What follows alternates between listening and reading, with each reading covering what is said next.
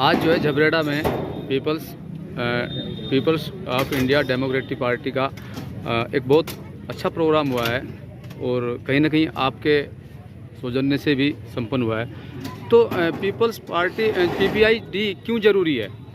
देखिए, पीपीआई-डी इसलिए ज़रूरी है कि हमने अब तक बहुजन समाज, शोषित पीड़ित गरीबों की जो पार्टियां बनाई, वो कोई भी पार्टी, उसका कोई भी नेता था, वो धीरे धीरे गरीबों का नाम लेती है और अमीरों की पार्टी बन जाती है।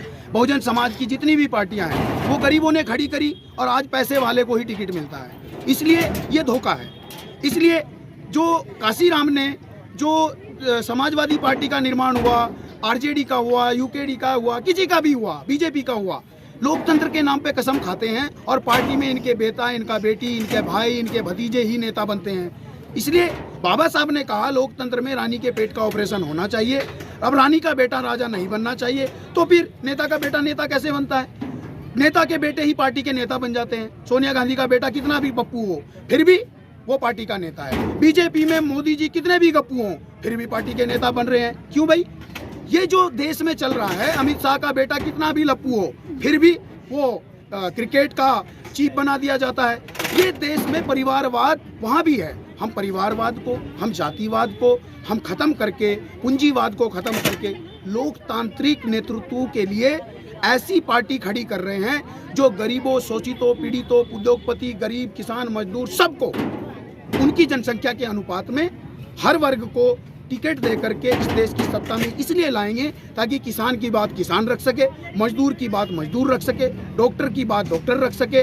अगर गरीब आदमी संसद में होगा ही नहीं तो ये जो एसी में जीने वाले लोग हैं हमारे बच्चों की स्कूल की खिचड़ी की व्यवस्था को खत्म नहीं करेंगे। हम वो खत्म करने के लिए पार्टी किसी एक नेता के कब्जे में नहीं होनी चाहिए, पार्टी संगठन के कब्जे में होनी चाहिए, समाज के कब्जे में होनी चाहिए।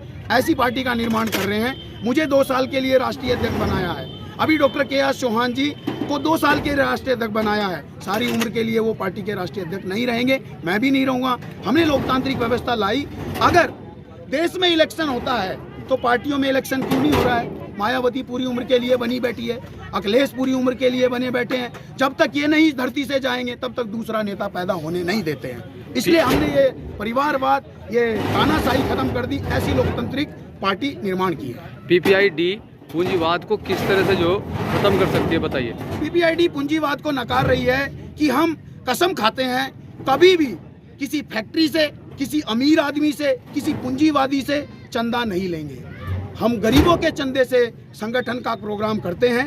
अभी हमें पूरी घोषणा करके हम बोलते हैं हमने गरीबों के चंदे से हमने गाड़ी ली। अभी पूरे देश के हर राज्य में हम गाड़ी लेने वाले हैं। ये टेंट जो लगा है ये गरीबों के 10-10 रुपए से हमने इकट्ठा करके टेंट लगाया। एक आदमी ये नहीं कह सकता है कि किसी करोड़पति से हमने 1 रुपया मांगा है। आज यहाँ ये हमारा जो कार्यक्रम है इसमें हम मजदूरों के, किसानों के और विद्यार्थियों के अधिकारों के लिए यहाँ एकत्रित हुए हैं। और हमारा ये मानना है कि जो शिक्षा है वो उसका निजीकरण नहीं होना चाहिए और शिक्षा जितना नज़दीक हो वो मिलनी चाहिए। जो स्कूल सरकार बंद कर रही है, जो 87,000 से ज़्यादा स्कूल 2017-18 से 2024-25 तक सरकार ने बंद किए हैं, उन स्कूलों को दोबारा खोला जाना चाहिए। और जो शिक्षा है वो डोर स्टेप पे बच्चों को मिलनी चाहिए। अदरवाइज जो मार्जिनलाइज सेक्शन के बच्चे हैं और विशेषकर जो लड़कियां हैं जिनको माँ बाप दूर नहीं भेजना चाहते तो उनकी एजुकेशन जो है वो प्रभावित हो। और जो फार्मर्स के जो राइट्स हैं, जो लेबर्स के जो राइट्स हैं, लेबर्स को मिनिमम वेजेज मिलना चाहिए, उसको जो सोशल डिग्निटी और जो उसके डिग्निटी के राइट्स हैं उसको काम करने का 8 घंटे से ज़्यादा काम नहीं कराना चाहिए। अगर 8 घंटे से ज़्यादा उससे काम कराते हैं तो कोई ज़रूरत है तो उसके लिए उसको जो न्यूनतम जो उसको मिलना चाहिए ओवर टाइम वो मिलना चाहिए। और जो मजदूर हैं उनके स्वास्थ्य का भी ध्यान रखना चाहिए।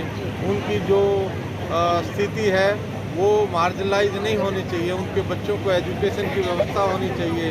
उनको स्वास्थ्य के लिए और उनके लाइफस्टाइल के लिए, उनकी खाने पीने की और दूसरी व्यवस्था के लिए भरपूर व्यवस्था होनी चाहिए। इसलिए जब तक जो मजदूर है, जो मेहनत का आदमी है, उसकी दशा अच्छी नहीं होगी, तब तक जो समाज है वो तरक्की नहीं करेगा। सर ये केवल स्लोगन देते हैं कि 1 नेशन 1 इलेक्शन। पीपीआई का स्लोगन है 1 नेशन 1 एजुकेशन। पूरे देश में हम एक तरह की एजुकेशन लेके आएंगे और हम विद्यार्थियों को वजीफा देंगे। यहाँ तो विद्यार्थी को फीस देनी पड़ती है और स्कूल बंद कर रहे हैं। अगर हमारी सरकार आएगी तो हम जो भी स्टूडेंट्स हैं उनको जो वो डिज़र्व करते हैं ताकि वो अपना मेंटेन कर सकें, उसके लिए हर लेवल पे अलग अलग स्कॉलरशिप की व्यवस्था करेंगे और स्कूल जितना उनके डोर स्टेप पे हम प्रोवाइड कर सकते हैं, जो आज की व्यवस्था है उससे बहुत अच्छी व्यवस्था हम प्रदान सर, करेंगे। वजीफे की आपने बात की, वजीफा तो ऑलरेडी अभी सरकार में प्रावधान है, वो तो चल रहा है अभी भी, तो आप क्या अलग से वजीफा करेंगे? जो चल रहा है सरकार में, आप पता करो कितनी सरकारों ने पिछले 5-7 साल में जो शेड्यूल ट्राइब को भी स्कॉलरशिप मिलती थी वो दिया है। पिछले 5-7 साल में 10 साल में किसी को कोई स्कॉलरशिप नहीं मिल रही है। और जो आप सोच रहे हैं कि वजीफा मिल रहा है, ये बिल्कुल गलत बात है, क्योंकि वो रिकॉर्ड में चाहे जो भी अपना कर रहे हो, पर हकीकत में किसी बच्चे को नहीं मिल रहा। किसी बच्चे की फीस जो है वो माफ़ नहीं हो रही है और ये बहुत बड़े पैमाने पे बच्चों की एजुकेशन अफेक्ट कर रहा है। क्योंकि जो गरीब माता पिता 5, 6, 7, 8, 10 हज़ार रुपया कमा रहा है, वो अपने बच्चे के लिए 1000 रुपया 2000 रुपया फीस भर रहा है और जब वो डिग्री कर लेता है तब उसको 5000 की नौकरी नहीं मिल रही है। ये जो व्यवस्था सरकार ने बनाई है, इस व्यवस्था को हम बदलेंगे। सर, बहुजन समाज जो भिन्न भिन्न हो गया है, तो उसके एकत्रित करने के लिए आप लोग क्या कर रहे हैं? हम उसको एकत्रित करने के लिए हम जो उसके अधिकार हैं, उसका जो विचार है, उसको एकत्रित कर रहे हैं ताकि schedule caste, schedule tribe, backward classes और उनसे धर्म परिवर्तित जो लोग हैं वो इकट्ठे हों, क्योंकि वो इस देश के मूल निवासी हैं। उनको अधिकार विहीन करने के लिए ये सारी व्यवस्था है ताकि उनके बच्चों को उनको अधिकार ना मिले। सर, किस तरह से एक करेंगे? अनेकों संगठन भी बहुजन समाज के बन गए हैं, कितने संगठन ऐसे हैं जो बहुजन समाज के नाम से चल रहे हैं? बाबा साहब की प्रतिमा को लेकर अगर चलते हैं तो किस तरह से करेंगे? जो ज़्यादातर ऐसे संगठन हैं जिनका आप जिक्र कर रहे हैं, वो जो रूलिंग क्लासेज हैं वो अपने एजेंट के द्वारा उसको चला रहे हैं और हम इंडिपेंडेंट आंदोलन है। हम अपने समाज से पैसा लेते हैं, हम किसी आदमी से, धना सेठ से पैसा नहीं लेते और हमारा जो भी आंदोलन है वो हम अपने पैसे से चलाते सर, हैं। आपके पास में ऐसा क्या मोटिव है जो उनको अधिकार चाहिए तो उनको एकत्रित होना पड़ेगा, अगर अधिकार नहीं चाहिए, उनको खत्म होना है तो नहीं होंगे एकत्रित। नहीं है, कभी भी किसी भी समय में जो बहुजन समाज के आदमी है, मूल निवासी बहुजन समाज के आदमी है, वो इतने मूर्ख नहीं हो कि उनको अपने अधिकार, उनका अपनी भलाई समझ में नहीं आएगी। पार्टी की प्रमुखता क्या है? हमारी पार्टी की प्रमुखता अभी पीजेंट्स, लेबर और स्टूडेंट्स के वेलफेयर के लिए काम कर रही है।